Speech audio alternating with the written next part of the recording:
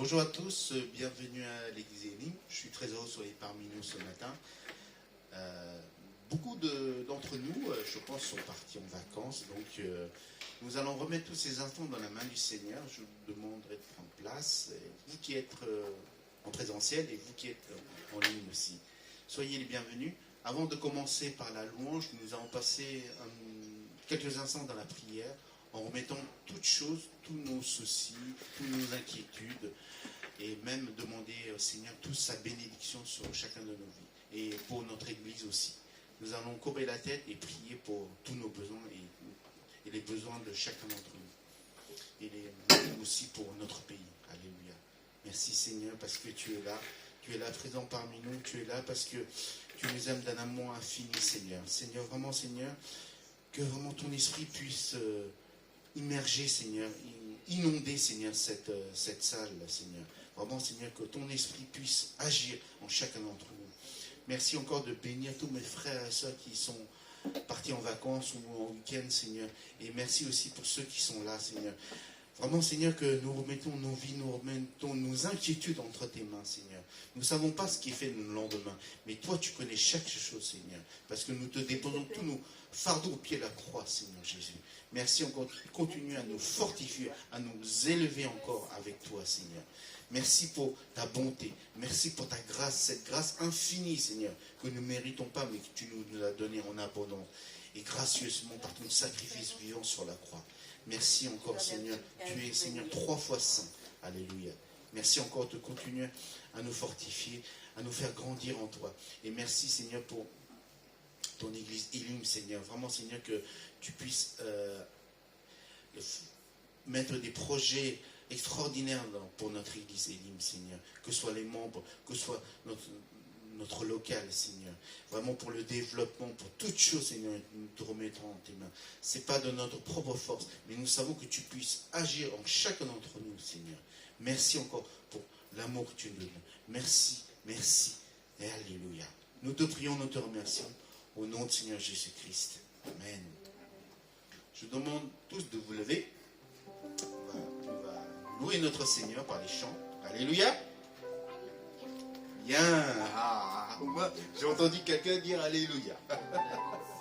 Amen. Alléluia. C'est vrai que ce chant, il dit que abrite-moi. C'est vrai que notre Seigneur, c'est notre abri, c'est notre forteresse. C'est auprès de lui que nous sommes rassurés, que nous sommes reposés et que nous avons cette protection.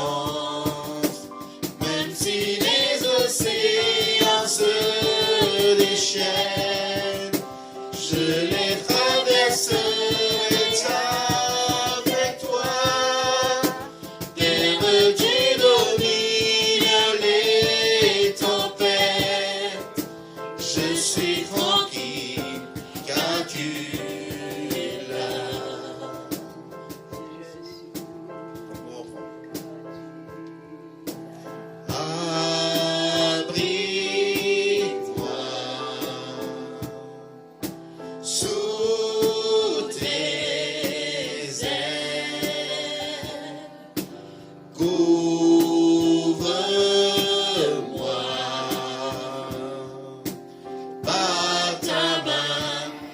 puissant. Même si les océans se déchaînent, je les traverserai avec toi.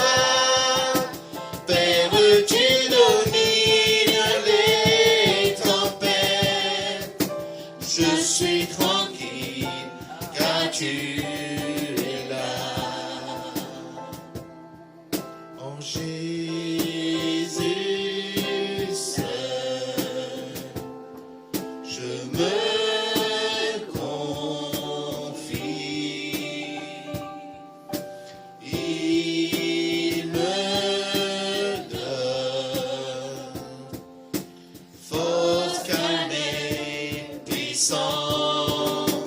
Même si les océans se déchaînent, je les traverserai avec toi. Père, tu domines les tempêtes.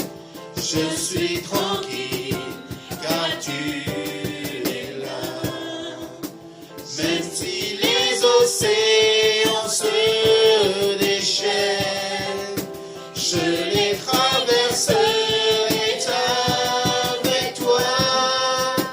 Père, tu domines les tempêtes. Je suis tranquille car tu es là. Je suis tranquille car tu es là. Je suis tranquille car tu es là. Seigneur, merci Seigneur.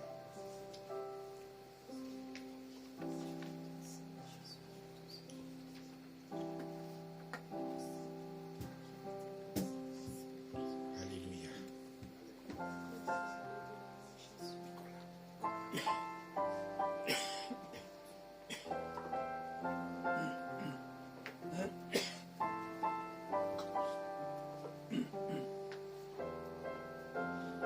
Notre Père éternel, toi qui as tout créé, Dieu tout-puissant, c'est par ton Saint-Esprit que Jésus fut conçu, Christ notre Sauveur. Oui, je crois en Dieu notre Père, oui, je crois en Christ son Fils, oui, je crois en ton Saint-Esprit, ô Trinité divine, oui, je crois à la résurrection, que nous vivrons à jamais, car oui, je crois dans le nom de Jésus. Notre juge et défenseur, tu souffriras la croix, le pardon est en toi. Descendu jusqu'aux ténèbres, tu es suscité, à jamais élevé. Oui, je crois en Dieu notre Père, oui, je crois en Christ son Fils, oui, je crois en ton Saint-Esprit, ô Trinité divine, oui, je crois à la résurrection, que nous vivrons à jamais, car oui, je crois dans le nom de Jésus. Oui, je crois en lui. Oui, je crois qu'il est vivant. Oui, je crois que Jésus est Seigneur. Oui, je crois en lui. Oui, je crois qu'il est vivant. Oui, je crois que Jésus est Seigneur.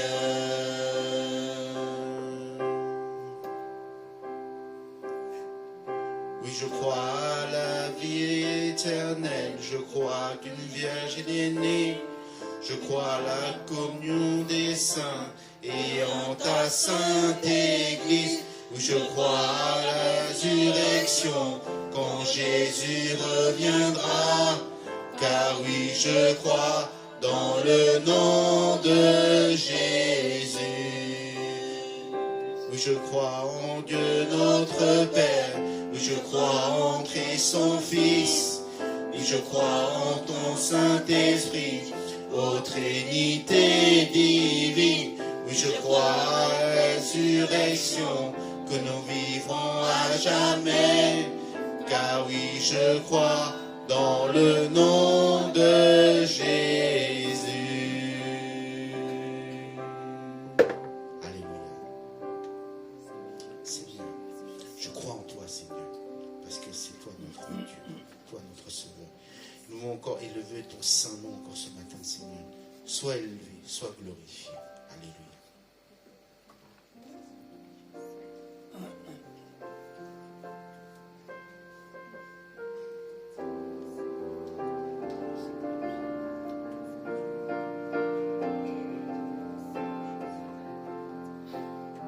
Nous voulons voir Jésus élevé comme intendant sur ce pays, pour montrer à tous la vérité et le chemin vers le ciel. Nous voulons voir Jésus élevé comme intendant sur ce pays, pour montrer à tous la vérité et le chemin vers le ciel. Nous voulons voir Jésus élevé. Nous voulons voir Jésus élevé. Pas à pas, allons de l'avant, peu à peu gagnons du terrain. La prière est notre puissance, les murailles s'écroulent à terre, à terre, à terre. Nous voulons voir Jésus élevé comme intendant sur ce pays, pour montrer à tous la vérité et le chemin vers le ciel. Nous voulons voir Jésus élevé comme un entendant sur ce pays, pour montrer à tous la vérité et le chemin vers le ciel. Nous voulons voir Jésus élevé. Nous voulons voir Jésus élevé. Pas à pas, allons de l'avant, peu à peu gagnons du terrain. La prière est notre puissance, les murailles s'écroulent à terre, à terre, à terre, à terre. Nous voulons voir Jésus élevé comme intendant sur ce pays, pour montrer à tous la vérité et le chemin vers le ciel. Nous voulons voir Jésus élevé comme un entendant sur ce pays, pour montrer à tous la vérité et le chemin vers le ciel. Alléluia, merci Seigneur. Alléluia, merci Jésus.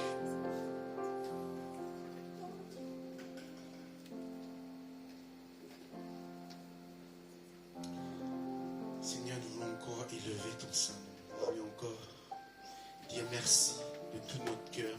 Merci toi qui es Seigneur 3 fois saint. Nous voulons encore nous déposer tous nos fardeaux, tous nos soucis pieds à la croix, Seigneur. Parce que tu es notre désir. Et nous voulons t'honorer encore ce matin. Alléluia.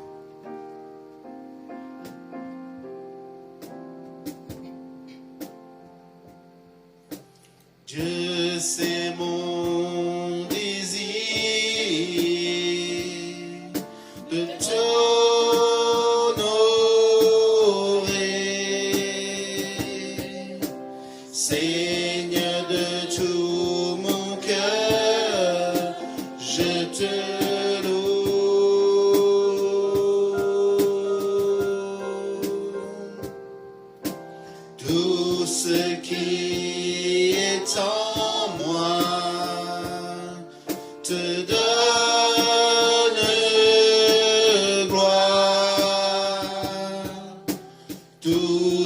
que j'adore est en toi.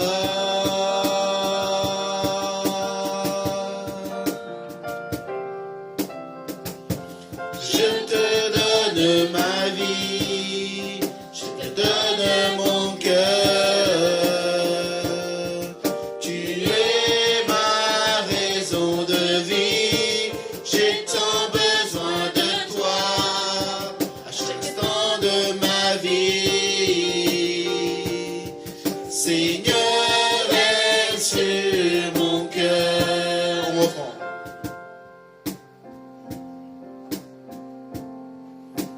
Dieu, c'est mon désir de t'honorer,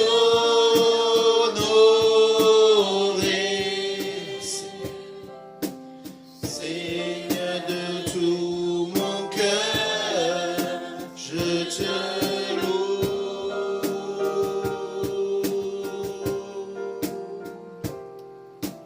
Tout ce qui est en moi te donne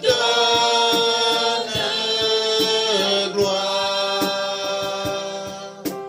Tout ce que j'adore est en toi.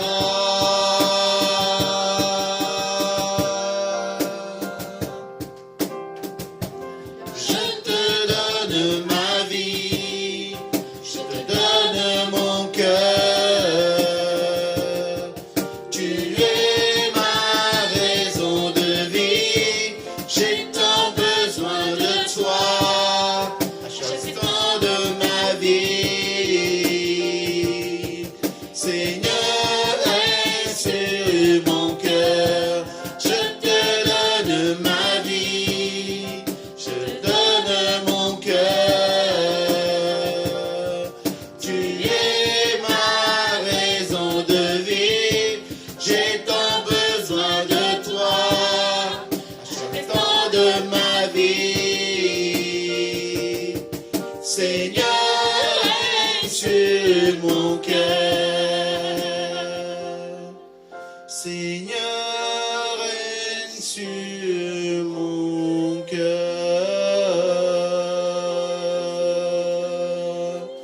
Alléluia.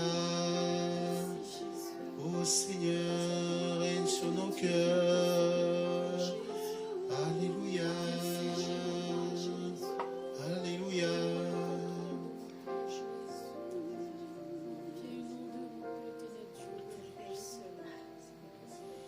Dieu, c'est mon désir de t'honorer,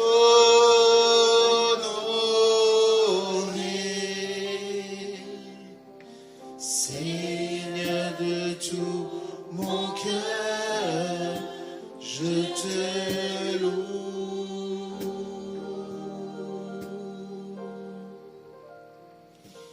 Tout ce qui est en moi te donne gloire.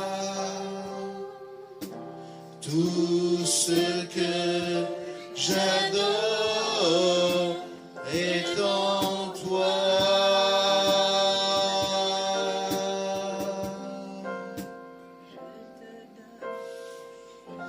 Je te donne ma vie, je te donne mon cœur. Tu es ma raison de vie, j'ai tant besoin de toi à chaque instant de ma vie. Seigneur, règne sur mon cœur. Seigneur, règne sur mon cœur, Seigneur. Alléluia. Nous allons louer notre Seigneur par les chants. Maintenant, c'est le moment de louer notre Seigneur par les offrandes. En tant qu'enfant de Dieu, tout ce que Dieu nous a donné, c'est rien par rapport à ce que nous lui veut seulement notre cœur, notre reconnaissance. Et il veut qu'on nous donne avec joie, sans contrainte. Et si vous sentez que vous voulez donner à notre Seigneur, sentez-vous libre de faire ce geste-là, qui est important parce que Jésus a fait le premier pas. Nous devons faire aussi. Amen. Alléluia. Nous allons interpréter le troisième chant. Nous voulons voir Jésus élevé. Est-ce que vous voulez voir notre Seigneur élevé? Alléluia. On va se lever, s'il vous plaît, pour chanter ce chant.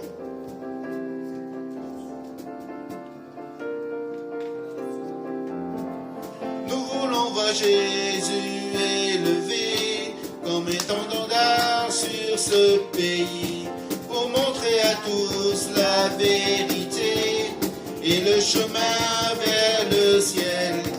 Nous voulons voir Jésus élevé comme étendard sur ce pays pour montrer à tous la vérité et le chemin vers le ciel.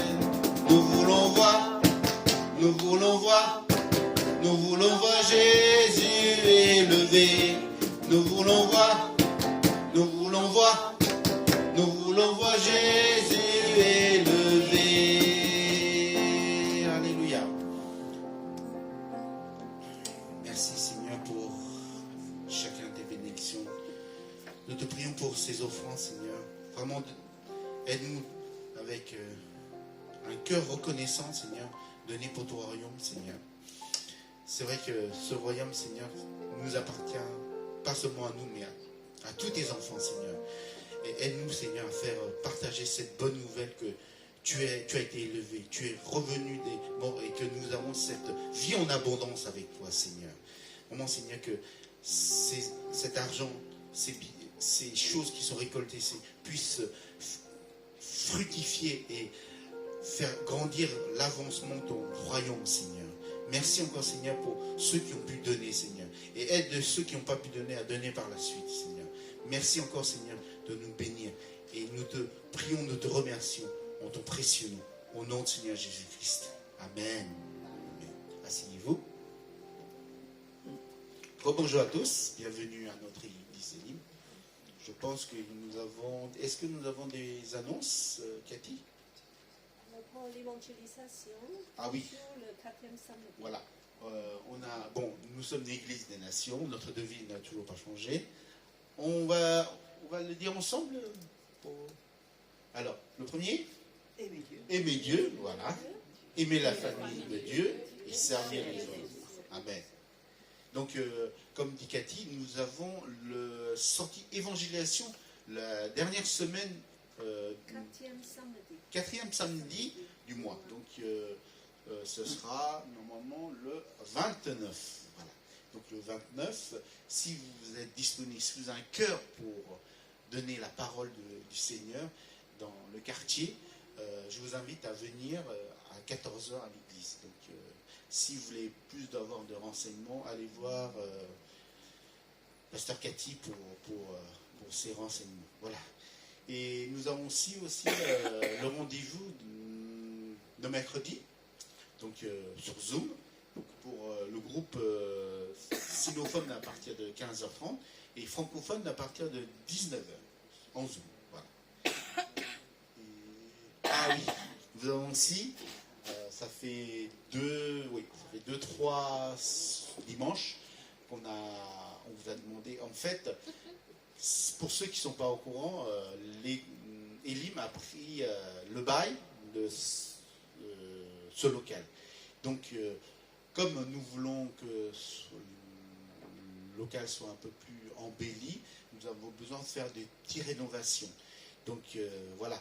Et nous voulons que tout le monde y participe parce que l'église appartient à vous tous. Donc, si vous avez un cœur pour donner quelque chose pour la rénovation, c'est libre, je veux dire, vous mettez ça dans la prière et voilà, vous donnez ce que vous pouvez, et vraiment, voilà. Et Cathy tient la corbeille, vous pouvez mettre tout ce que vous voulez dans cette corbeille-là. Voilà. Alors, pas seulement des choses matérielles, mais l'Église a besoin de vos prières. Pour les projets de l'Église, que Dieu nous donne ce local pour pouvoir faire avancer son royaume. Voilà.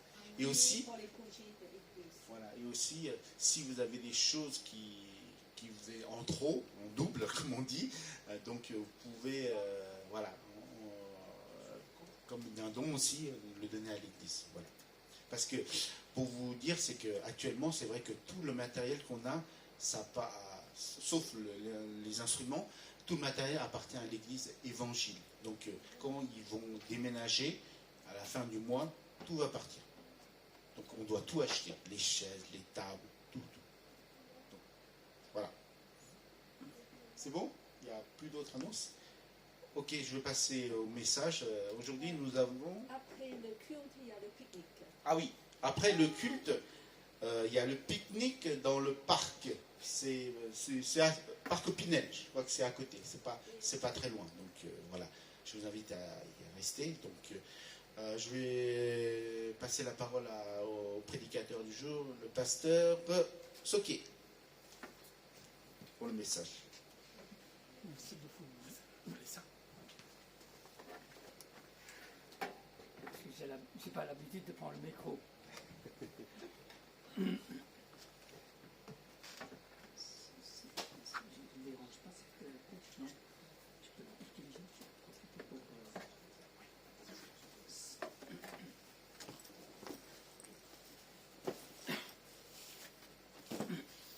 Bonjour à tous. C'est un plaisir de pouvoir vous retrouver aujourd'hui après 3 mois d'absence, parce que nous étions, avec mon épouse, nous étions loin. Vous savez que notre fille maintenant, actuellement, elle vit à Hong Kong.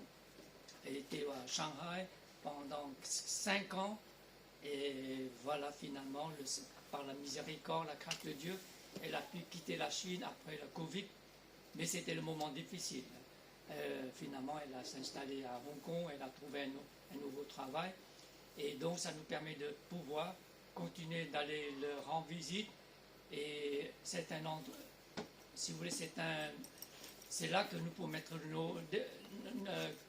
nos valises à Hong Kong. Ensuite, nous continuons notre voyage dans les autres pays. Et ça fait des années que nous avons toujours à cœur de rentrer dans notre pays natal, le Cambodge, pour visiter, pour rendre visite les églises et visiter les frères et sœurs, visiter les amis. Donc cette année, nous avons pu finalement... Non, c'est bon.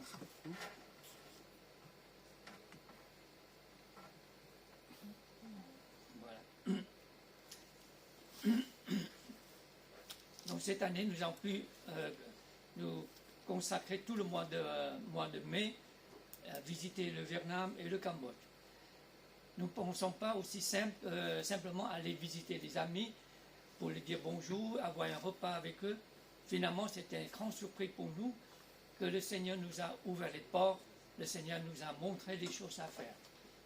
Hélas, aujourd'hui, je n'ai pas le temps de partager avec vous, mais je vais préparer pour la prochaine fois avec quelques photos, quelques images que nous avons tenu à cœur, surtout les gens qui vivent dans la pauvreté. Et les gens qui vivent dans la pauvreté, mais ils sont vraiment très engagés pour le Seigneur, même leur vie et leur service. La prochaine fois, je vous montrerai une image, une photo que je n'ai jamais vu une église dans ma vie comme ça. Quand je suis arrivé à cet endroit, le frère qui m'a montré, il dit, voilà, ça c'est notre chapelle. Je dis, quoi? C'est là votre chapelle? C'était simplement 4 comment dire, des plastiques en couleur que les gens mettaient comme une tente. Et tout autour, que des bouts de bois, des piliers en bois, montés. Ça, c'est notre église. Je dis, mais c'est pas une église, c'est une tente. Elle dit, oui, exactement, c'est une tente. Mais c'est là que nous nous réunissons tous les dimanches. J'étais vraiment étonné et aussi ému de voir les gens se réunir sous cette tente. C'est leur église. Et comme la température là-bas, c'est toujours, il n'y a pas d'hiver, hein, ça n'existe pas. L'hiver c'est 30 et le mois de mai c'est entre 36 à 40. Alors sous une tente, ça va encore. Moi, j'ai l'habitude de la chaleur, mais j'ai pas l'habitude de le froid. Alors pour moi, ça ne pose pas aucun problème. Et donc c'est là que j'ai pu se réunir avec les frères et les sœurs. Ils étaient quand même 70, 80 personnes. Avec les enfants, ça fait centaines de personnes sous une tente comme ça. De toute façon, ils ne peuvent pas se réunir dans un bâtiment parce qu'il faisait tellement chaud. Et s'ils se réunissent dans un bâtiment, c'est encore plus compliqué. Il faut installer des ventilateurs ou des air conditionnés. Mais il n'y a pas d'électricité à cet endroit parce que ce sont des gens qui vivent à la pêche. C'était des pêcheurs. Ils travaillent sur un grand lac et c'est là qu'ils gagnent leur vie. 3 dollars ou 4 euros par jour. C'est le maximum.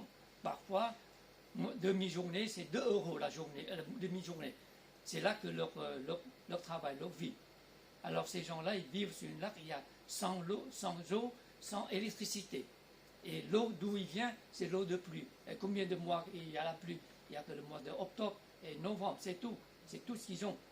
Autrement, pendant 10 mois, il n'y a pas de pluie. Et les gens peuvent se réunir par terre sous une tente comme ça. Mais quand même, ils ont un espoir et ils ont un projet de construire quelque chose, c'est-à-dire construire. Ils vivaient tous sur des maisons flottantes. Alors, ils vont construire une chapelle flottante, c'est-à-dire quelque chose de plus solide, avec une toiture en métal, en allure, je ne sais pas quoi, je ne sais pas trop. Mais en tout cas, ils ont déjà le projet dans la tête et même ils ont commencé à donner des offrandes. C'est-à-dire le budget, c'est à 10 000 dollars, ça veut dire à peu près 9 000 euros. Pour nous, les Européens et les gens à Hong Kong, en Chine, 9 000 euros, c'est quoi? C'est rien. Mais pour eux, 9 000 euros, c'est quelque chose. C'est énorme. Parce que chaque dimanche, ils ont l'offrande aussi. Mais quand les sœurs ils comptaient des billets, beaucoup de billets. Mais à la fin, ce billet-là, même pas 20 dollars. Parce que c'est des billets de 1000. 1000 représentent que 10 centimes pour nous. Alors c'est tout ce qu'il peut donner. Chaque dimanche, même pas 20 euros de l'offrande. Mais il faut compter des billets. Alors ils ont déjà le budget, le projet coûtera 9 000 euros. J'ai dit, par la grâce de Dieu, je vais partager leurs nouvelles et prier pour eux. Et ils sont prêts, beaucoup des frères et des sœurs qui sont prêts de se mettre sur la liste. C'est eux qui vont construire ce chapelle flottant. Et c'est par les dons, espérons de recevoir de la Chine, de Hong Kong, de l'Europe, je ne sais pas, pour leur fournir des matériaux. Alors dans ce cas-là, je l'ai promis, je dis, j'espère, Dieu voulant, que nous allons retourner avant octobre, parce que le mois de novembre et décembre, la pluie commence. Alors espérons qu'ils puissent commencer leur construction avant Noël. Voilà, c'est tout ce que je peux partager avec vous et je vous remercie aussi de votre soutien de prière pendant ces 6 semaines de voyage. Nous n'étions pas du tout malades et nous étions par rapport il y a 4 ans, nous étions en pleine forme. Et partout, nous avons passé toujours, nous avons pu servir le Seigneur et visiter les églises. Par contre, nous avons vu des églises avec des bâtiments, c'est le contraire. Ces gens-là, dans le confort, surtout les pasteurs qui ne travaillent pas grand-chose. C'est ça qui me décourage. C'est ça que j'ai trouvé, les gens qui vivent dans le confort, au contraire, ils ne font pas grand-chose. Et je lui ai demandé, mais qu'est-ce qui se passe pendant ces 3 ans de Covid? Ah, mais parce que les gens, ils ont peur de venir et il reste que 30 à 40 personnes au lieu de centaines de personnes. Et après le Covid, les gens sont tellement habitués avec le Zoom encore. Je dis, mais ça ne va pas, non? Maintenant, c'est fini le Covid. Les gens préfèrent rester à la maison sur le Zoom. Mais la plupart des églises, ils coupent le Zoom. Maintenant, c'est terminé. Ils ne mettaient plus le caméra, tout ça. Je dis, ils ne font plus de salutation avec le caméra. Soit vous venez ou soit vous ne venez pas. Ça, c'est votre problème. Parce qu'il faut que vous allez apprendre la discipline de revenir dans la maison du Seigneur, de se réunir. Si vous ne venez pas, le Seigneur, c'est son affaire. Mais sinon, les gens continuent à habituer dans la paresse et de compter parce que pour sortir chez eux, jusqu'à l'église, il faut compter 41 heures de route. Et 1h30 de culte, 1 heure retourner à la maison. Alors il a dit, 5 minutes à l'avant, j'ouvre le Zoom, ça y est, c'est boum. Je suis dans l'église. Et après 5 minutes, je ferme. Boum. Je suis à la maison. Mais c'est quoi ça? Pendant le Covid, on peut vivre comme ça. Maintenant, c'est fini. Ah, je vois que ces églises-là sont bourrées de monde. Les petites églises, les églises qui n'ont pas de jolis bâtiments, par contre, toutes ces églises-là sont remplies de monde. Même je suis arrivé à demi-heure avant, il n'y a plus de chaises, même derrière. Alors, bien sûr, ils ont réservé 2 chaises pour nous, sinon il n'y a plus de chaises, parce qu'ils ont que tous les chaises sont pris. Et je vois les gens qui ne vivent pas dans le confort, ces gens-là, ils ont fait beaucoup d'efforts, aimer le Seigneur, continuer à servir le Seigneur. Tandis que les gens qui sont de bâtiments, plus ou moins convenables, surtout les pasteurs, ils ne font pas grand-chose. Ils restent à la maison, ils dorment tous les après-midi, ils ne font pas de visites. Ils savaient que de toute façon, les membres de l'église ne vont pas venir à l'église. Parce que, à cause de le Covid, ils continuaient d'habituer à rester à la maison. Alors je disais tous ces pasteurs-là, je disais, mais il faut changer. Et qu'est-ce qu'ils ont encore? Ils rêvaient de faire des études universitaires. Je dis quoi alors? Est-ce que ces brebis, ces gens-là, ils ont besoin de niveau universitaire? Est-ce qu'il a besoin d'un prédicateur de master, de docteur quoi, en théologie? Je dis non. Par contre, vous avez besoin, le cœur de berger, de visiter les gens, de prendre soin des gens. Et vous savez qu'est-ce qu'ils m'ont dit? Ah, Pasteur David, j'espère que vous pouvez me trouver des soutiens pour me faire mes études. J'ai dit non, pas question. En plus, ils ont inscrit dans les programmes de USA. États-Unis, c'est le meilleur programme. Pourquoi? Parce qu'ils ont un programme d'aller en Israël aussi pour faire des recherches. Je dis, mais ça ne va pas, tous ces pasteurs-là, tous ces dans leur tête. Pourquoi il faut aller en Israël faire des recherches théologiques et revenir avec un diplôme de master ou de docteur pour prendre soin des brebis? Les gens même pas savent écrire, même pas lire. J'ai appris une chose.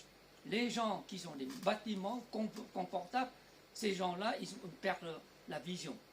Tandis que les gens qui vivent dans la pauvreté, ils n'ont pas perdu leur vision. Par contre, ils continuent à servir le Seigneur et continuent à amener beaucoup de gens au Seigneur. C'est ça qui m'a beaucoup encouragé. Et ce sont ces gens de pauvreté que nous devons soutenir, que nous devons les aider.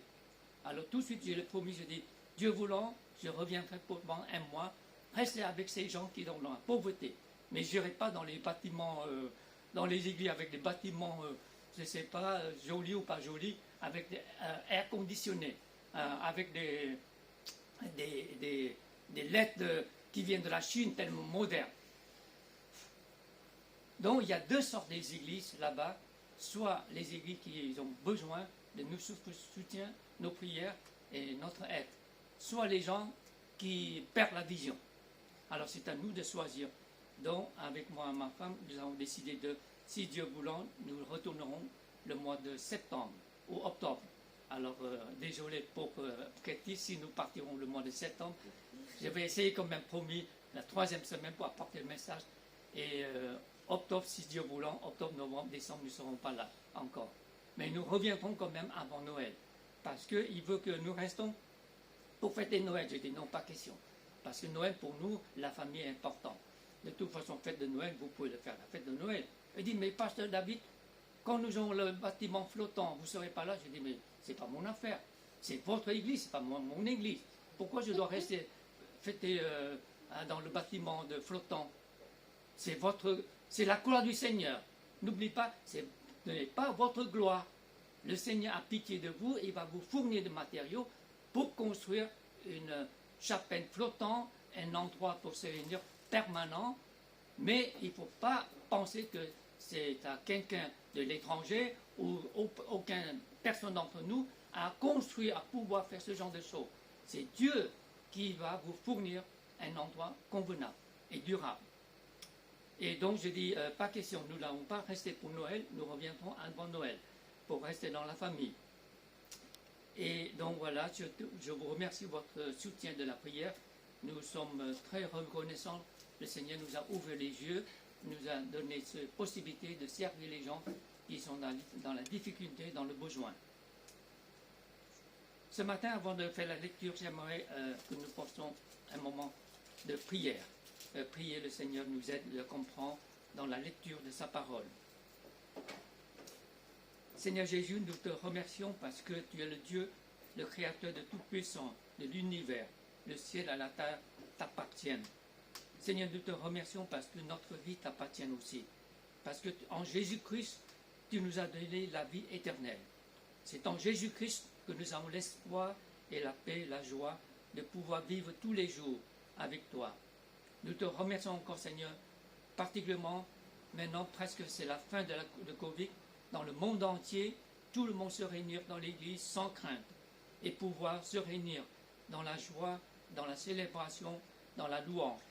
Même tous les églises dans le monde entier ont des projets de continuer de faire l'évangélisation, de partager l'évangile par tous les moyens pour pouvoir annoncer le salut de Jésus-Christ. Seigneur, nous te prions ce matin encore pour l'église Elim. Merci que l'église puisse avoir ce local dans les mois, l'année qui vient. Et veux, Seigneur, que tu donnes nos frères et sœurs la sagesse et le besoin, tu pourvois les besoins nécessaires et la sagesse de faire des rénovations pour que cet endroit, ce lieu, devienne ta maison, une église qui puisse glorifier ton nom. Nous te remercions encore ce matin que nous puissions lire ta parole. Seigneur, aide-nous de pouvoir comprendre ce que tu veux nous parler. Au nom du Seigneur Jésus-Christ que nous te prions. Amen.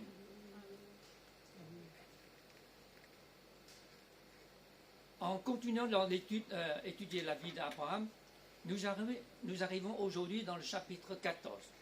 Je ne sais pas si vous allez remarquer plus tard, quand j'ai lisé, arrivé à ce chapitre 14, je me posais la question, pourquoi c'est un passage, ça a l'air pas facile à comprendre, ça a l'air n'est pas logique, mais à la fin, c'est intéressant et c'est simple. Mais pourquoi avec tous ces noms, tous ces rois, tout ça, c'est compliqué. En plus, si vous relisez bien, nous n'allons pas le lire parce que c'est assez compliqué. Alors je vais essayer le simplifier pour vous au lieu de faire la lecture. Mais j'aimerais, tout à l'heure, la deuxième partie et la troisième partie, il y aura des volontaires de lire pour nous. Si je vous demande un volontaire de lire la première partie, de verset 1 jusqu'à verset 12, vous allez, ça vous rendre un peu compliqué. Ça vous rend complètement perdu parce que rien que prononcer ces noms, ces lieux, ce n'est pas facile. Alors je vais les répartir en trois parties. Première partie, j'ai donné le titre comme défaite des ennemis. Défaite des ennemis, de verset 1 à 12. Ensuite, le partie 2, c'est à partir du verset 13 à 16, c'est une délivrance, ou délivrer le neveu de Abraham. Et la troisième dernière partie, versets 17 à 24, c'est découvert le Dieu très haut. Alors ces trois parties-là, nous allons lire plus tard les deuxième et le troisième. La première partie, rien que tous ces noms-là, ça a l'air pas facile à comprendre et à lire. Même pour prononcer, pour essayer de faire la prononciation, j'ai comparé l'anglais et français et hébreu. Bon, en tant qu'asiatique, même en français, vous n'arrivez pas à prononcer exactement comme l'hébreu. Tout d'abord, on parle les 4 rois du nord de Babylone. Ces 4 rois, quels sont leurs noms? Le roi d'Amraphel, c'est de Shéna. Le roi Arjok, c'est d'Élassa. Et ensuite, le roi de Kedorlaomé de Délan. Le roi Tédal de Gojin. Voilà. J'ai essayé de prononcer comme l'hébreu, mais ce n'est pas facile à prononcer, ces noms. Ce sont les 4 rois du nord de Babylone. Ensuite, ces 4 rois se réunissent ensemble, c'est comme des alliés. Ils vont attaquer les 5 rois du sud. Et c'est les 5 rois du sud, leur nom c'est Béra, Bisha, le roi Bisha, le roi Shineap, le roi Shemébé, le roi Shoa. Et le reste, c'est leur lieu. Si vous lisez, vous remarquez bien que ces deux parties-là, c'est très spécial. Parce que dans la Bible, quand il veut faire la distinction. L'auteur, tout d'abord, il a dit que le roi de Araphel, c'est le lieu, c'est Shénan. Ensuite, le roi Ajot, son lieu, c'est Dalassa. Tandis que le deuxième parti, il a dit, c'est le contraire. Sodome, le roi, c'est Béra. Gomorrhe, le roi, c'est Bisha. Pourquoi là? Mais parce que simplement, les différentes régions, ils ont différentes façons de distinguer sur le plan géographique et politique. Tout simplement, nous avons remarqué ce premier parti-là. Pourquoi la Bible mettait tous ces noms, tous ces lieux et cette guerre? Ça n'a rien à voir avec la vie d'Abraham. La vie d'Abraham, c'était joli, c'était merveilleux parce que le Dieu, il a reçu la peine de Dieu, a quitté sa vie natale, a quitté son lieu de naissance, aller vers quelque part. Il ne sait même pas où est sa destination finale. C'est un voyage, une aventure de la foi. C'est merveilleux, c'est formidable. Il a son neveu voyagé avec lui, il a le problème avec son neveu, il a séparé avec son neveu, voilà tout ce que nous savons.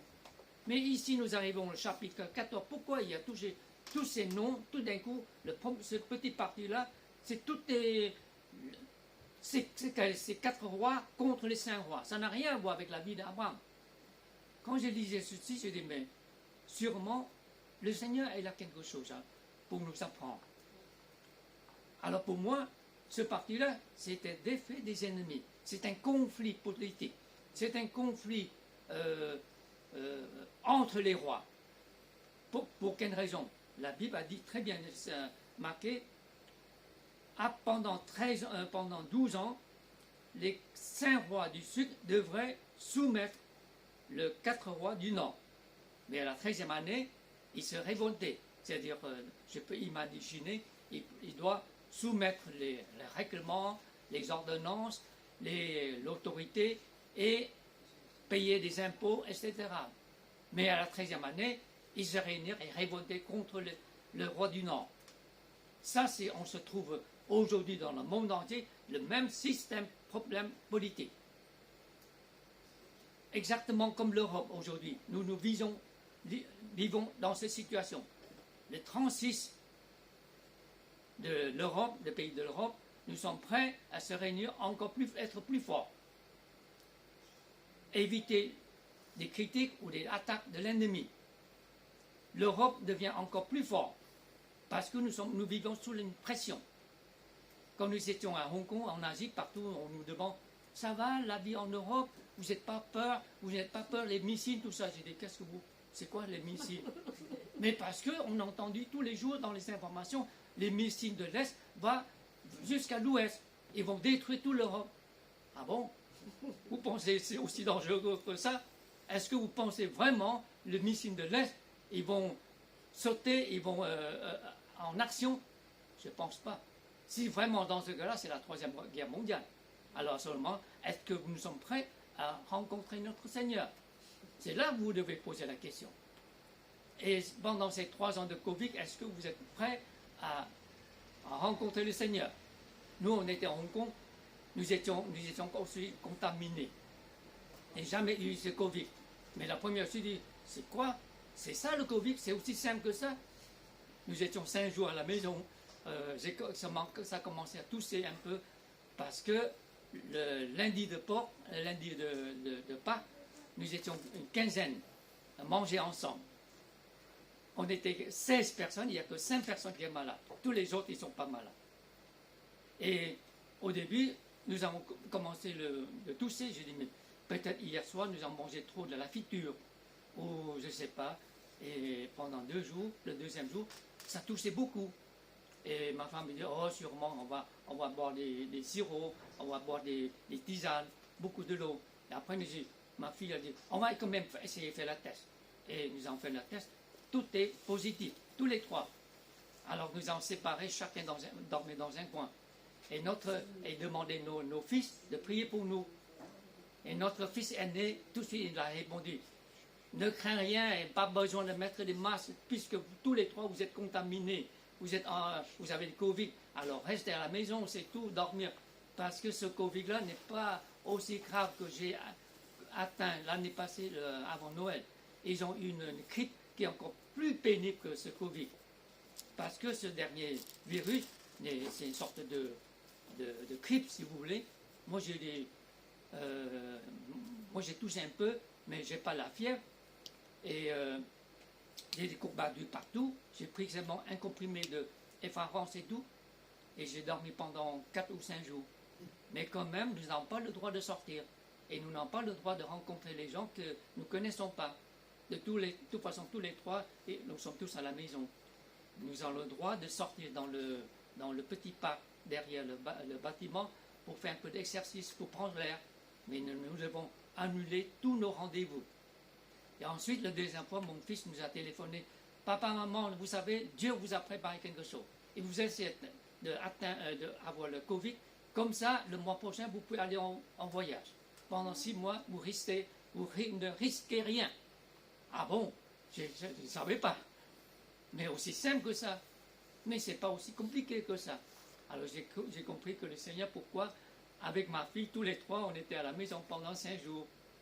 Et merci Seigneur, aujourd'hui en Asie, partout, les gens peuvent voyager, peuvent continuer à vivre comme normalement. L'Europe est terminée aussi. Et nous devons remercier le Seigneur. Nous devons envisager dans l'avenir, vous allez faire des travaux dans ce local, vous allez recevoir de plus en plus des amis, des invités, et que le Seigneur vous donnera encore des nouveaux convertis. Amen. Et pouvoir aussi de former les chrétiens.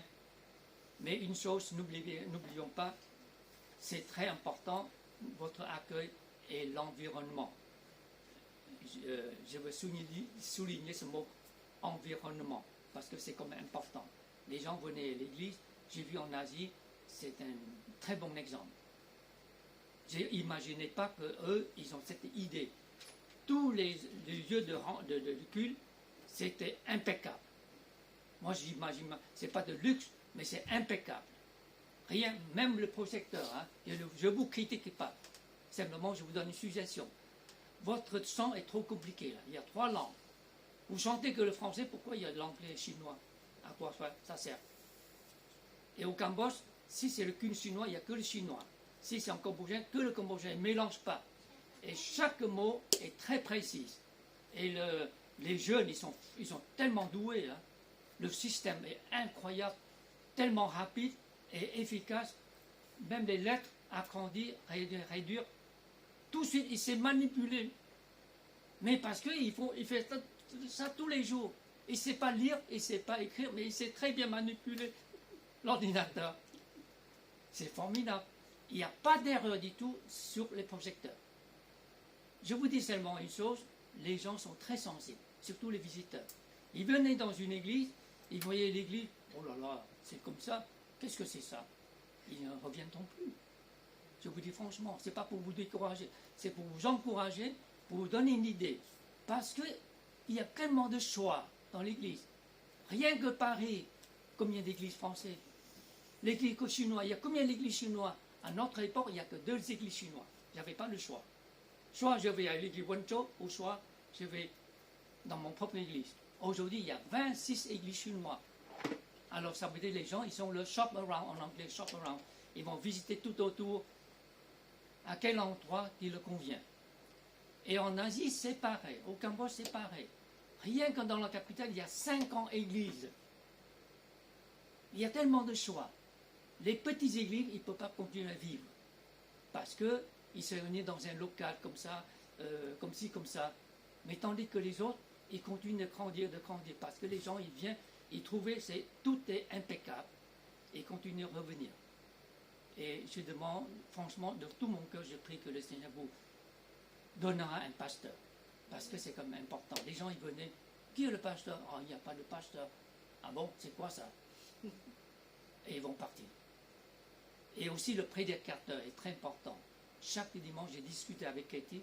Dieu voulant, pour l'avenir, ceux qui doivent apporter le message, il faut que les messages soient une continuité. C'est-à-dire que l'un après l'autre, les gens ils venaient une fois écouter le message, le dimanche prochain, c'est le chapitre suivant. Ensuite, ils revenaient, c'est le chapitre suivant. Mais s'ils venaient dans l'église, chaque dimanche, différents prédicateurs, différents sujets, ce ne sera pas intéressant. À moins que le prédicateur très très fort, beaucoup d'expérience. Sinon, ils ne reviendront pas, parce qu'il y a tellement de choix. Ce n'est pas comme des années 70-80. Aujourd'hui, les gens sont très exigés. Ce sont des gens très exigés.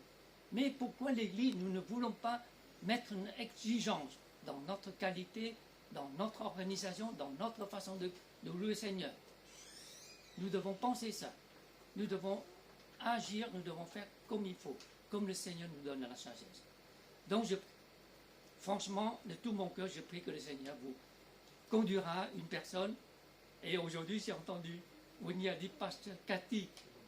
Tout à l'heure, tu as prononcé Pasteur Cathy. Peut-être. Peut-être Cathy deviendra votre pasteur. Qualifié. Pas forcément un homme. J'avais 2 pasteurs, dames, quand j'étais jeune. Ces 2 dames-là, ce sont des 2 missionnaires.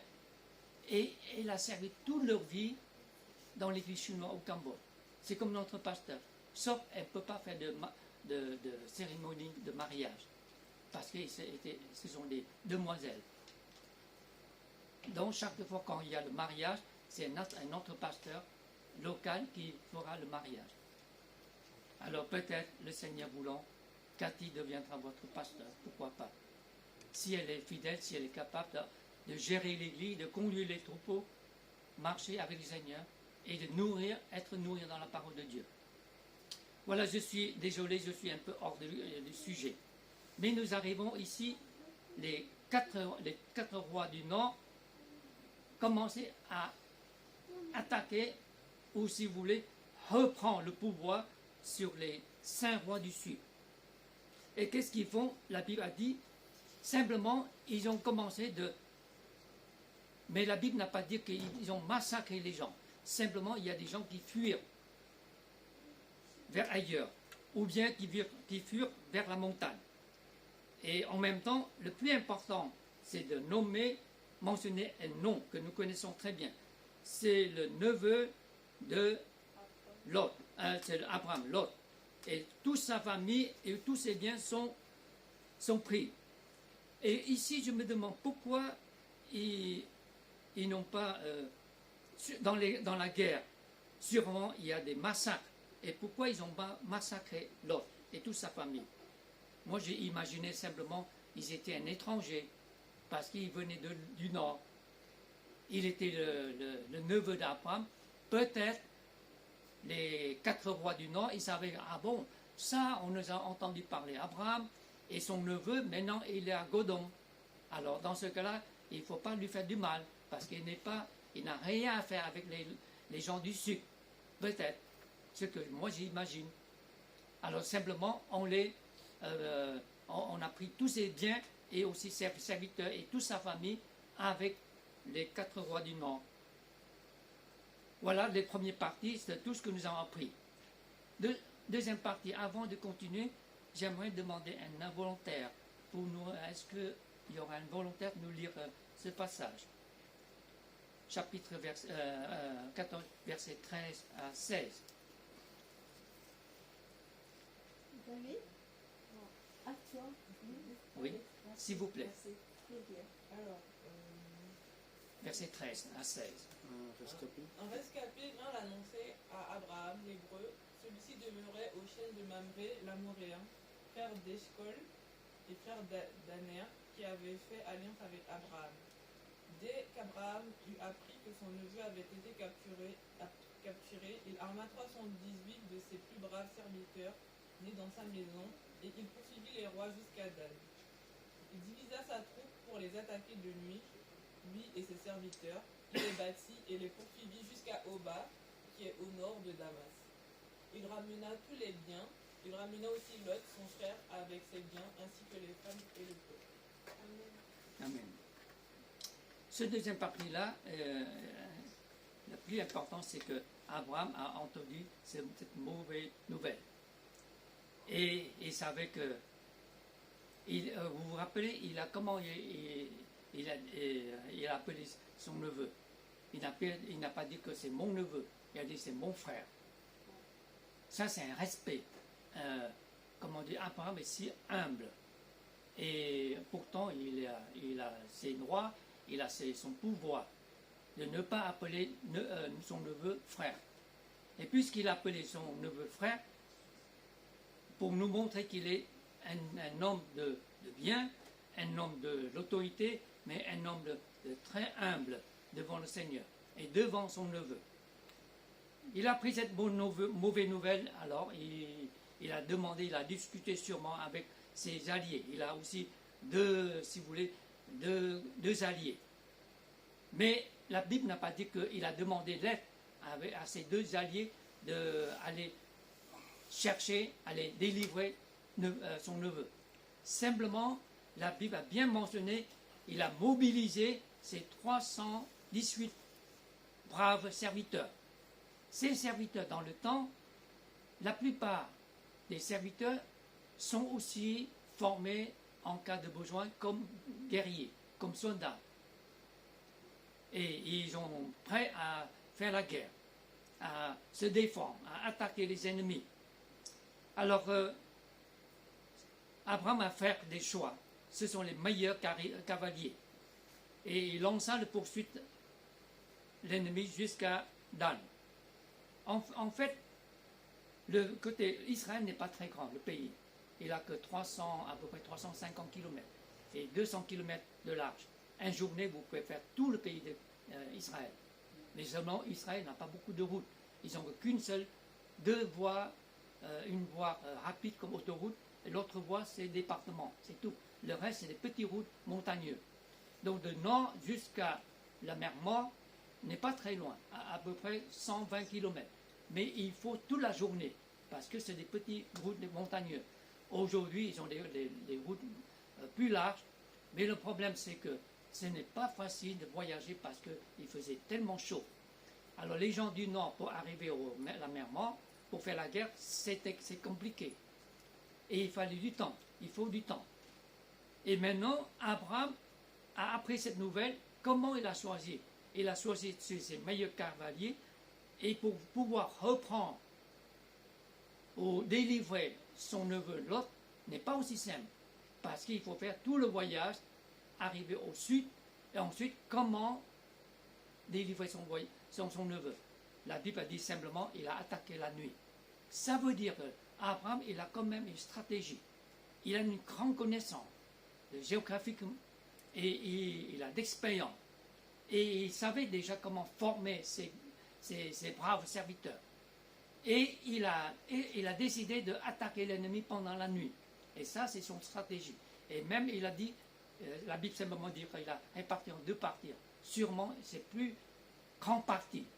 Mais les autres, qu'est-ce qu'ils vont faire? Ils vont encercler l'ennemi. Et finalement, il a gagné la bataille. Il a pu délivrer son neveu Lot. Et finalement, Lot et toute sa famille a retrouvé Abraham, retrouvés ensemble. Voilà cette deuxième partie. Pour nous, c'est une victoire d'Abraham. Ensuite, la troisième partie. Est-ce qu'il y a un volontaire pour nous, de nous lire cette troisième partie, versets 17 au 24. David? Oui. Après qu'Abraham fut revenu vainqueur de Kedorlaomer et des rois qui étaient avec lui, le roi de Sodome sortit à sa rencontre dans la vallée de Javé, qui est la vallée du roi Melchisédek, roi de Salem, fit apporter du pain et du vin. Il était sacrificateur du Dieu très haut. Il bénit Abraham et dit, béni soit Abraham par le Dieu très haut, maître du ciel et de la terre. Béni soit le Dieu très haut qui a livré les adversaires entre tes mains. Et Abraham lui donna l'intime et tout. Le roi de Sodome dit à Abraham, donne-moi les personnes et prends-toi les biens. Abraham répond au roi de Sodome, je lève la main vers l'Éternel, le Dieu très haut, maître du ciel et de la terre. Je prendrai rien de tout ce qui est à toi. Pas même un fil ni de sandales, pour que tu ne puisses pas dire j'ai enrichi Abraham. Rien, moi, seulement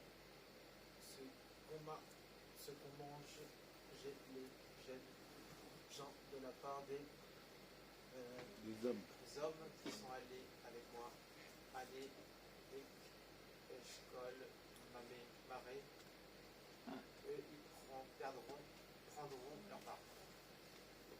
Merci, Nadia. Voilà, ce chapitre 14 est plus intéressant, la dernière partie, et est plus facile à comprendre.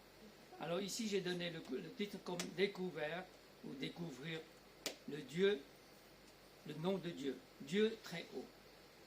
Ce nom-là, Dieu très haut, Dieu mais très haut.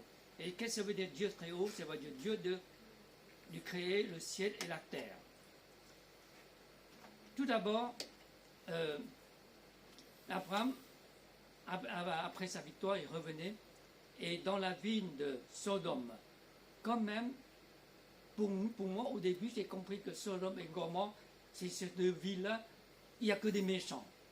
Il n'y a que des gens qui vivent dans le monde, qui ne connaissent pas le Seigneur, qui n'adoraient pas le Dieu de Créateur, et qui vivent dans les péchés, et c'est comme ça qu'il peut attirer son neveu Lot. Mais, peu importe, quand même, dans cette ville de Sodome, il y a un roi. À l'époque, il faut savoir le mot de roi.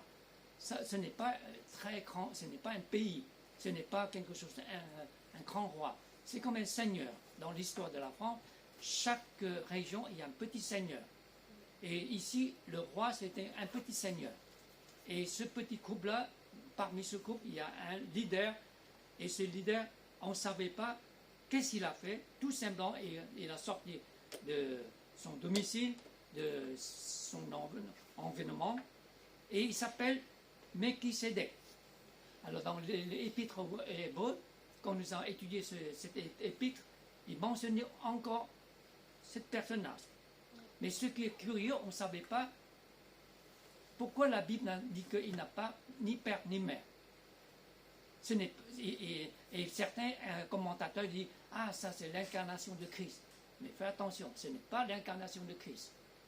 Et il ne faut pas donner des explications par notre imagination. Parce que c'est très clair, c'est un personnage.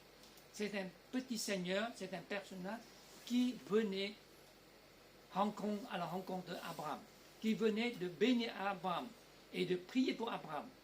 Si c'était l'incarnation de Christ, il ne va pas prier et accepter l'offrande d'Abraham.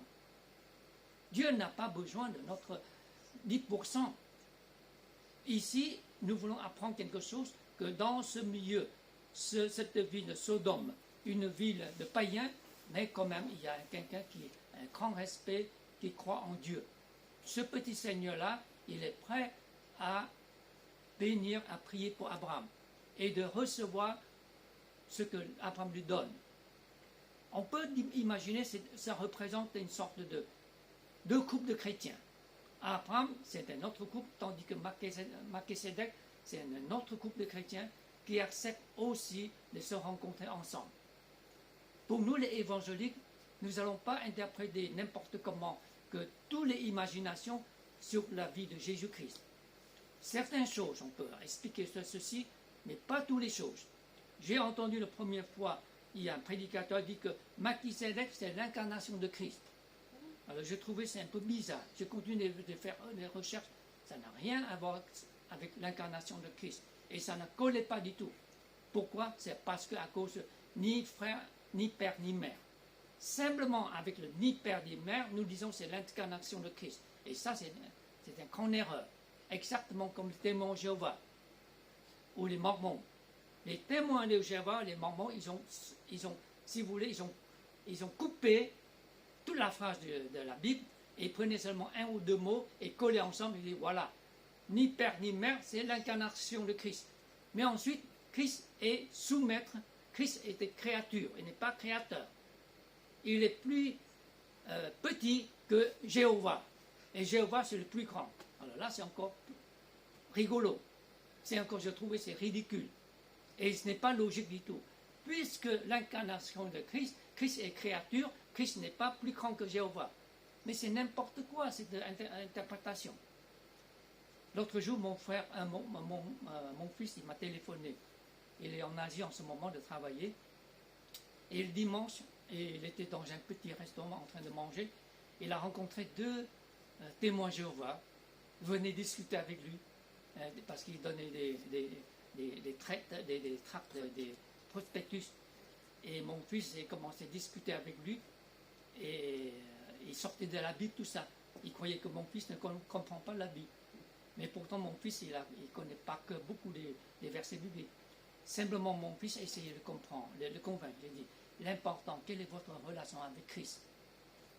Malgré tous vos interprétations sont fausses, mais l'important, c'est que votre vie, est-ce que vous avez repentir? Est-ce que vos péchés sont pardonnés? Est-ce que vos péchés sont purifiés par le sang de Jésus-Christ? Est-ce que dans votre vie, vous avez une bonne relation avec Christ? Quand mon fils a mentionné tout ça, il dit, ah bon, c'est fini, terminé notre discussion. Alors il ne connaît pas du tout toutes ces choses. Tout ce qu'il fait, tout ce qu'il connaît, c'est de couper la parole de Dieu, utiliser quelques mots, d'interpréter de leur façon. Tout ça, c'est faux. Tout ça, c'est pas bien du tout. Et là, ça, c'est le problème des témoins de Jéhovah. Mormon, c'est pareil. Alors, Melchisédek, ça n'a rien à voir avec l'incarnation de Christ.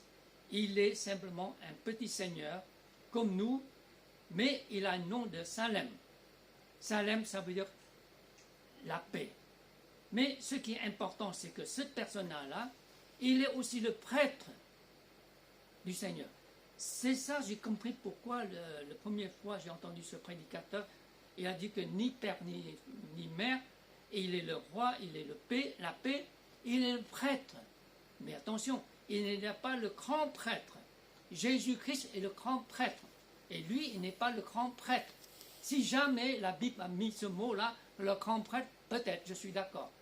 Mais il n'est pas le grand prêtre. Il n'y a que Jésus-Christ et le grand prêtre. Et le prêtre perpétué.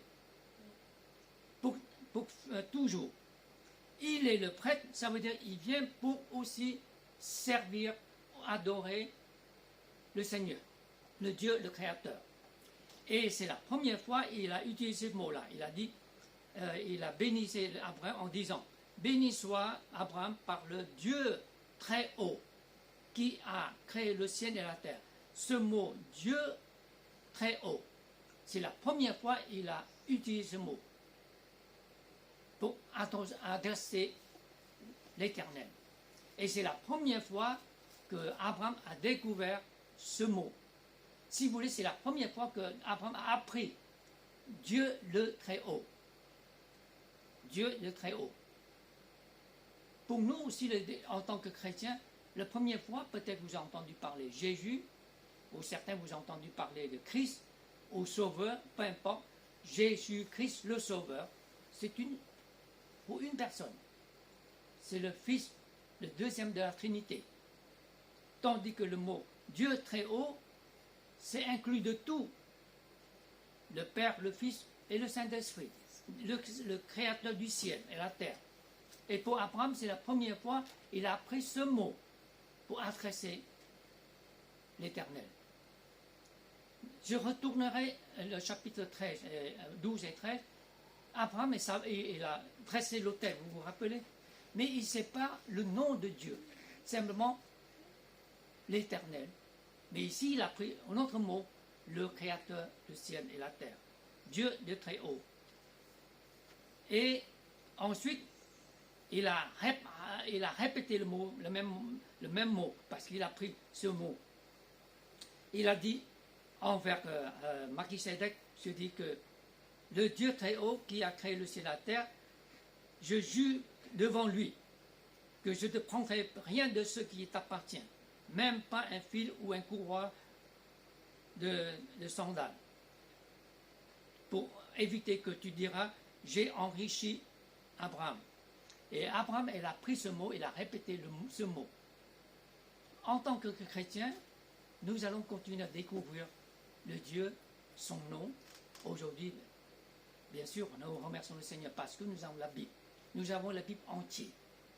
Nous pouvons apprendre dans la Bible tous les noms de Dieu, tous les noms de ce Créateur, le Saint-Esprit, etc., etc. Et Abraham, pas simplement il a appris, ici nous avons appris aussi, il a donné 10% de son bulletin, de son butin. Et voilà, nous arrivons à ce chapitre.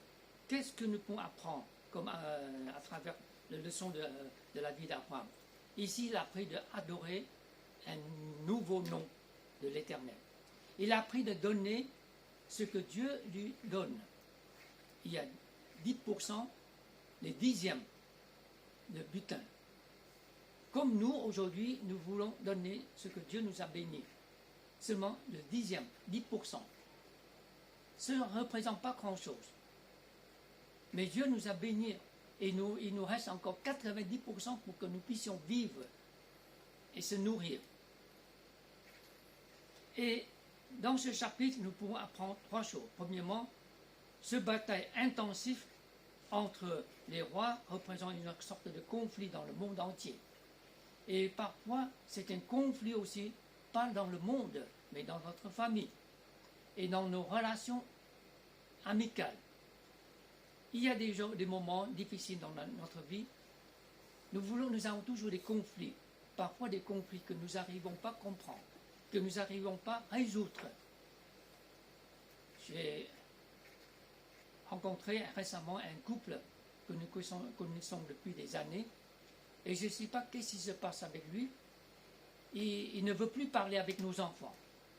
Et j'ai demandé à tous nos enfants, mais qu'est-ce que vous avez fait du mal envers lui ou avec son épouse? Il dit rien, on ne savait pas. Mais après, j'ai essayé de demander davantage, de savoir davantage. Et après, j'ai compris. Simplement à cause des affaires de l'Église. Parce qu'il n'est pas très d'accord sur ce que mon fils a voté ou a donné des suggestions dans l'Église. Tout simplement des choses des églises. Il a cassé toute sa relation, toutes ses amitiés avec nos enfants. Sauf nous, heureusement. Parce que moi, je ne suis pas dans la même église. Et je l'ai invité une fois, un soir, d'aller manger ensemble dans le restaurant. Et ensuite, j'ai simplement essayé de le faire comprendre. J'ai dit, ne laissez pas les problèmes de l'église à détruire nos relations amicales depuis des années. Ne laisse pas les problèmes les problèmes quotidiens qui détruisent votre vie conjugale.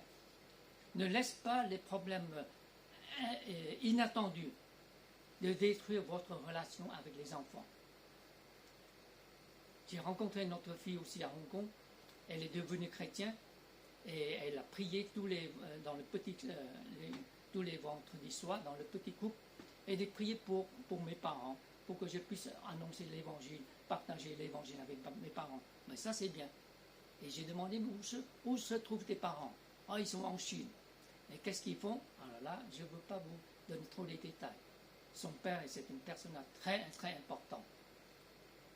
Et autocrate. Et elle fuit de ses parents. Elle déteste son père. Parce qu'elle voyait que déjà, son père, elle a tellement de pouvoir, et il ne comprend pas les autres. Et même, il n'a pas le temps pour sa fille. Et sa fille déteste son père. De temps en temps, il a téléphoné sa maman, elle a parlé un peu à sa maman. Et les parents se rencontrent rarement. Peut-être même pas 10 ou 20 fois par année. Le père, il vit notre vie, sa mère, elle vit notre vie. Et son père est tellement occupé avec les affaires d'État. Et cette fille-là dit, je déteste toute ma vie. J'ai pas envie de parler avec mon père. J'ai dit, dans ce cas, pourquoi tu demandes qu'on prie pour tes parents, pour que tu puisses partager l'évangile avec tes parents? Bien sûr, le Seigneur peut faire des miracles. Mais tout d'abord, dans ta vie, c'est un miracle, n'est-ce pas? Le Seigneur t'a sauvé. Le Seigneur changeait ta vie. Et maintenant, le miracle, il faut que le miracle continue. Il faut que tu changes ton attitude. Si tu as encore des haines envers ton Père, surtout, comment tu veux qu'on prie pour toi? Le Seigneur ne va pas écouter nos prières. Il ne faut pas nous déranger si tu veux. Il ne faut pas déranger le Seigneur. Parce que tu as encore des haines envers ton Père. Malgré il est tellement occupé avec les affaires de l'État, mais maintenant il faut que c'est toi qui dois changer ton attitude. Tu dois pardonner ton Père, tu dois aimer ton Père, tu dois lui parler, tu dois lui... Si tu veux, tu lui dire pardon, parce que je te déteste. Tu dois faire un effort. Et après, elle dit, ok, je vais essayer. Mais ça fait 1 an, elle n'a rien fait encore. Mais dans les... Pourquoi il y a... J'ai dit, mais qu'est-ce qui se passe? Mais il a dit, parce que depuis mon enfant, il ne m'a jamais pris soin de moi. Il pense que lui, il est tellement égoïste. Il a crempé jusqu'à tellement... Je ne sais pas quoi, je ne veux pas demander et elle n'ose pas nous dire. Sûrement très important, un personnage très important en Chine. Mais je dis d'abord, le Seigneur a déjà fait des miracles dans ta vie. Tu dois prier, tu dois changer ton cœur. Tu dois changer ton attitude, tu dois dire pardon à ton Père. Pour lui dire que tu le détestes. Tu as des haines envers lui. Et maintenant tu dois dire que papa, je t'aime. Malgré tout, parce que je suis chrétien, je suis enfant de Dieu. Alors maintenant je te demande d'apprendre ça. Et d'apprendre à dire ça envers ton Père. Il dit, ok, je vais dire d'abord à ma maman. Et qu'elle va transmettre mon message à mon Père. Les conflits que nous n'arrivons pas à comprendre, les conflits, une sorte de, comment dire, on n'arrive pas à expliquer, on n'arrive pas à résoudre. Et ici, j'ai compris que Abraham, c'est un conflit, ça n'a rien à voir avec lui, ça ne lui appartient pas. Mais parce qu'il a quand même un cœur pour son frère, son neveu, aller sauver son neveu. C'est pourquoi il a agi. Il a fait ce bataille pour lui. Il a gagné le bataille par la grâce de Dieu. Ensuite, le deuxième point, nous voyons très clair que Abraham, en contraste avec Lot, c'est un homme de foi, c'est un homme de grande connaissance, un grand cœur, aussi humble. Il a appelé Lot comme son frère, tandis que Lot, c'est un homme qui marche par la vue, ni par la foi. Et ils vivent parmi les gens du péché. Troisièmement, pour Abraham, découvrir le nom de Dieu, les Très-Hauts, c'est une bénédiction extraordinaire. C'est une bénédiction qu'il ne peut pas comprendre, qu'il ne peut pas imaginer. Il a découvert que ce Dieu lui conduit, lui dirige, lui donne le message, lui révèle au fur et à mesure, chaque étape, à chaque endroit. Aujourd'hui, il arrive à cet endroit, il a découvert que ce nom qu'il a adressé, ce autel qu'il a adressé pour adorer l'Éternel, c'est le Dieu de très haut. Donc c'est une grande bénédiction. Nous devons apprendre aussi, comme Abraham, vivre par la foi, ni par le vue, et avoir un cœur pour sa famille. Malgré tout, ce n'est pas facile parfois, franchement, pour aimer nos familles. Et j'ai pu contacter mon frère qui vit à Taïwan, et sa santé est tellement grave. Il a fait une chute pendant, il y a presque 3 ans. Maintenant, il est sur une chaise roulante. Il prenait des médicaments, je ne sais pas combien de médicaments, tous les jours. Et quand je lui ai parlé, il a dit, voilà, toi tu as la chance, tu peux voyager, tu peux marcher, tu peux courir. Et pourtant, je ne veux pas vous dire mon âge. Je suis né en 52, alors ça fait combien? Je ne sais pas, faites le calcul. Et mon frère, il n'a que 66. Il est complètement déformé sur une chaise roulante. Et il a dit, j'ai essayé de tout. J'ai consulté toutes sortes de médecins, acupuncture, médecins chinois. Il a été opéré 2 fois par des grands spécialistes, des chirurgiens très reconnus dans le pays. Malgré tout, rien qui marche. Et à la fin, j'ai dit, mais pourquoi tu ne veux pas revenir essayer avec Jésus? Et quand j'ai mentionné ça, il a tout de suite, ah, excusez-moi, c'est l'heure de mon exercice. Je dois, quelqu'un qui m'attend. À chaque fois, quand je lui ai parlé des choses spirituelles du Seigneur, il change le sujet. Il est tellement, comment dire, endurci encore dans son cœur. Qu'est-ce que je peux faire? Nous avons simplement prié pour lui, que le Seigneur ait pitié de lui. Il n'est pas encore conscient. Et j'ai dit à ma femme, je ne sais pas est-ce que c'est une punition de Dieu ou non. Parce que je me rappelle à son mariage, ma maman elle vivait encore. Il demandait le pasteur près de chez lui de venir faire la prière pour lui, faire la bénédiction pour lui, puisqu'il n'est pas encore devenir vraiment chrétien ni baptisé. Il ne peut pas faire la cérémonie, ni sa femme n'est pas chrétienne. Et évidemment, seulement ma maman est chrétienne. Alors il savait que tous les dimanches, ma maman va aller à l'église avec lui. Il demande le pasteur de prier pour lui et bénir son mariage. Il demande le pasteur de lui aider, de donner le Seigneur lui donner la foi, de continuer à croire en Dieu, en Jésus. Ça c'est une fois. Et la deuxième fois, quand il veut vendre son appartement, il est en difficulté financièrement, il est presque à la faillite. Il a prié avec un frère de l'église pour que Dieu le sorte de cette crise. Ça y est, finalement, il a pu vendre son appartement, il a pu payer toutes ses dettes. Ça fait 2 fois. Il a prié. Mais après, il dit, mais parce que je veux qu'on me débarrasse, je veux que les problèmes me débarrassent. Mais aujourd'hui, son cœur est toujours très endurci. Et il ne veut pas discuter avec moi des choses spirituelles. Alors je ne sais pas comment, qu'est-ce que je peux faire? Simplement prier pour lui. Je dis, Dieu a son temps. Et simplement je lui dis, est-ce que c'est une punition de Dieu ou comment? Je ne sais pas. Je ne veux pas. Je n'ai pas le droit de me juger. Je n'ai pas le droit de te condamner comme ça. Mais rappelle-toi, tu as demandé 2 fois à Jésus. Ça veut dire que tu as, comment dire, profité la bénédiction de Dieu ou comment? 2 fois tu as prié, mais maintenant tu ne veux pas retourner vers Jésus. Et chaque fois quand j'ai discuté ça, il ne veut plus me parler. Il ne veut plus me contacter. Nous avons des choses que nous n'arrivons pas à comprendre. Dans la famille, dans le monde, dans notre entourage. Mais nous savons que le Seigneur a mis toujours sur notre chemin. Il y a des combats, des conflits, des choses incompréhensibles. Mais Dieu a son plan, a sa façon de travailler. Aussi, il veut nous bénir, il veut nous apprendre quelque chose. Simplement marcher par la foi et continuer de le servir, de l'aimer. Amen.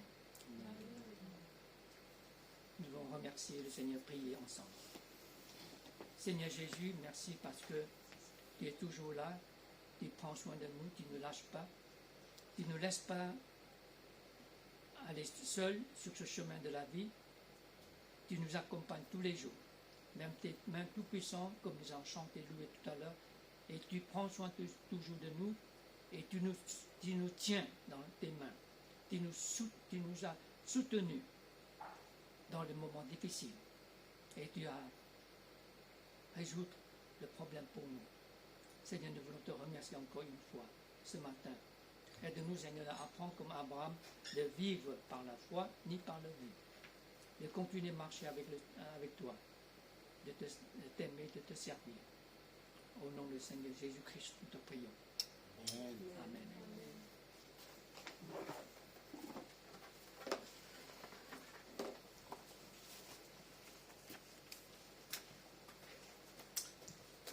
Merci, pasteur, pour ce message qui nous aide à vraiment faire encore confiance en notre Seigneur. C'est vrai que peut-être nous passons par des moments difficiles, mais Dieu est là. Dieu est là présent.